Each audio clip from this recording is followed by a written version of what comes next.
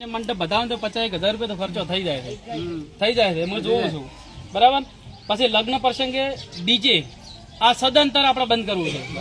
DJ બિલકુલ વગાડવું નહીં, કારણ કે ડીજે વગાડા આ યુવાનોને ખોટું લાગશે. મોય યુવાન પણ તમને ખોટું એટલા માટે લાગે કારણ કે ડીજે લઈને જતા હોય ને એટલે જોનમાં પાછા હોવામાં ચીડી થતા હોય, પછી પેલો સ્ટેરિંગ પરથી કાબુ ગુમાવે એટલે સીધા બાવળિયા હોય અને પછી હાથ પગ ભગાવે સોલાઈને આવે એટલે પછી ના તો ઘરના કે ના ઘાટના. અને 50,000 રૂપિયા ખોટો એક ખાલી હાથે ફ્રેક્ચર થાય ને તો 50,000 રૂપિયા અત્યારે થાય છે, થાય નહીં થતા. એટલે આપણે એ થોડું ધ્યાન રાખવાનું છે. પછી લગ્ન પ્રસંગે ફટાકડા ફોડવાનું બંધ. દિવાળી સમજી લો કે દિવાળી ફોડાય બરાબર છે, પણ લગ્નમાં આપણે દારૂખોનું કેટલું લાવવાનું છે? મને એમ છે કે 20,000-25,000 દારૂખોનું જ લાવવાનું છે આપણે. એ કોને બતાવવું છે? એટલે એ પણ બંધ હોવું જોઈએ. પછી લગ્ન પ્રસંગે બીડી અને અફીણ આ બિલકુલ બંધ કરવું છે. હા, એમાં તો સેજ કચાશ નહીં. ઘંટિયા તમે થોડું માફ કરજો, કારણ કે હા અમે આવું કરી રહ્યા હતા એટલા માટે. પછી લગ્ન પ્રસંગમાં હલ્દી રસમ હવે વડે નવો રિવાજ આવ્યો છે. પીળા લુગડા પહેરવાના પાછું હલ્દી રસમ કરવાની. નાચતા નાચતા વળી એ જોઈએ ને વળી પાસે વળી 100 રૂપિયા વળી લાડા ના લે લાડી ના લે. એ મૂલ મામાના માસીના ફુવાના બધાને મૂલ ગુદામથી લાવવાના નથી. બાપડે તો આવ્યો હોય 12 ગામથી ભાડું ખર્ચ્યું હોય ને વળી પાછા 100 રૂપિયા અહીંયા ચડાવવાના પેલો વગાડતા હોય એટલે એમ કરીને એ ખોટો ખર્ચો હોય.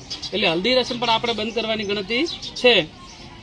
શક્ય બને તો આપણે દરેક 2-3 ગામ દીઠ આપણે સમૂહ લગ્ન કરવાની ગણતરી છે. એમાં બધા સહમત હશે તો સમૂહ લગ્ન પણ આપણે કરશે. કઈ રીતે કરવું એ પછી કહે છે. હવે સગાઈમાં શ્રીફળ, ગોળ અને ધોણા અને એક જોડી કપડાં. સગાઈમાં ખરે ઘણા 5 જોડી કપડાં લઈ જાય છે. અને એમાં દાગીના લઈ જતા હોય છે, પણ દાગીનામાં આપણે હવે નક્કી કરે સમજી લો જોજરી કે પેલા પટ્ટા આવે ને એક વસ્તુ મેં તમને કીધું કે 500 ગ્રામ ચોરી બધું સલવાડી લેવાનું.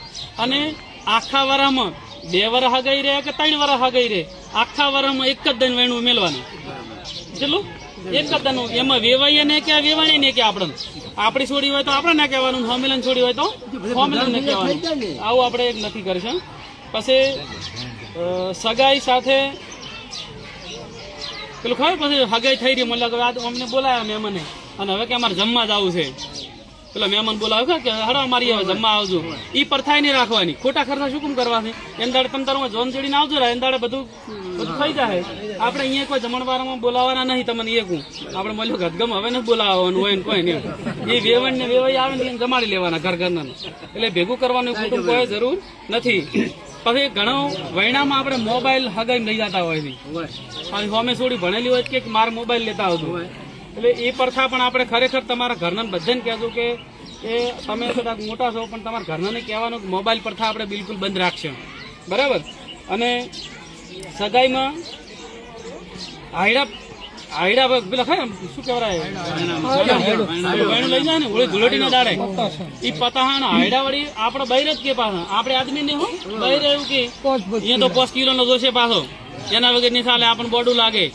એટલે પણ કોણ ખાય છે એને? કોઈ ખાતું નહીં. એટલે 5 કિલો એવા કોઈ હેડા લીધા જરૂર હોય એમ કે. એટલે એના કરતા હું એવું કહું છું હાકર લઈ જવાની. શું લઈ જવાનું? હાકર લઈ જવાનું. તો તમારે ઘરે મૂલ ખોડીને ચા નાખો, ચા બનાવાય થશે એટલે હાકર કોમ આવશે, બરાબર.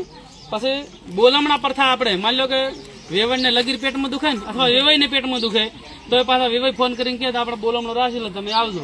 એટલે આપણે બોલમણા પ્રથા એક બંધ કરવી છે. એ સમજેલા ઘરના વેવાઈ આવે ચાલે કે એ જઈ આવે કે ભાઈ જઈ આવો ને એને આપણા હોમિલન ખર્ચો ના થાય, બરાબર. પછી બોલમણામાં જમણવાર નહીં રાખવાનો મોટો, આપણે એ પણ કરવું છે. અને બીજો એક છેલ્લો છે વાત, મરણ પ્રસંગે આપણે ખીચડી ઘડી જ રાખવી છે બધાને. એમ બધાને ખીચડી હોય ને તો ચાલશે. પછી મરણ પ્રસંગે સાજીયા કૂટવાનું બંધ કરાવવું છે.